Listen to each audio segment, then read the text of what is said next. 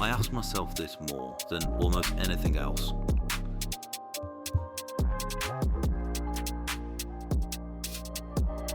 Did one undiagnosed brain wire its way quietly into a 6-year insolvency arrangement? Here's the honest answer. Yes and no. It's more complicated than either.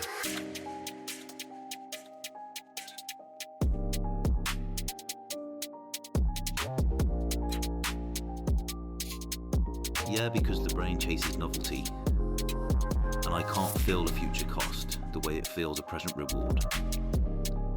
Yeah, because I bought a pallet of wellies, which felt like a destiny, not a hobby. Because the courses kept getting bought, and the first one never got finished. Because the spreadsheet that would have caught the drift 2 years early never got opened. Not from laziness, from wiring. Yeah, I watched the profile before I ever had the diagnosis.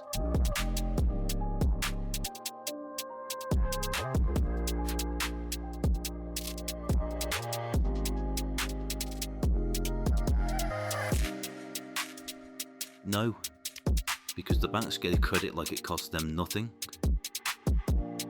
Because the 2010s squeezed every ordinary family that did nothing wrong at all.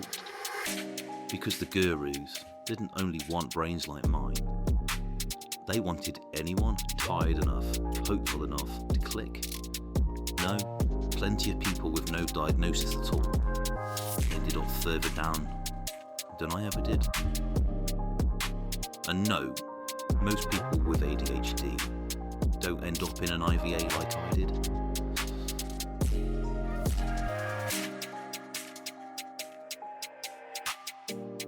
So, which is it?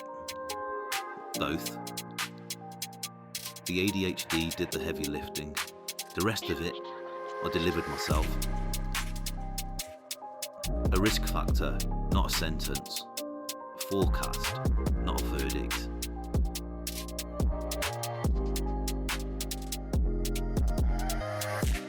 Here's my point, and why I feel that this matters. Knowing your brain's operating system isn't an excuse, it's a map. The IVA is a consequence I'm living with, decision by decision for 6 years. The ADHD diagnosis is a tool. I now get to use that every day for the rest of my life. Put together, they're not the end of a story, but they're the start of a different one.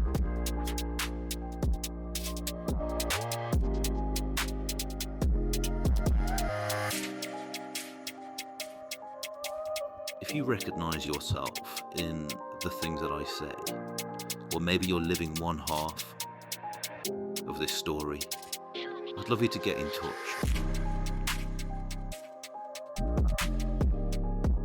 Let me know your thoughts. But I'll tell you this, mate, you're not on your own.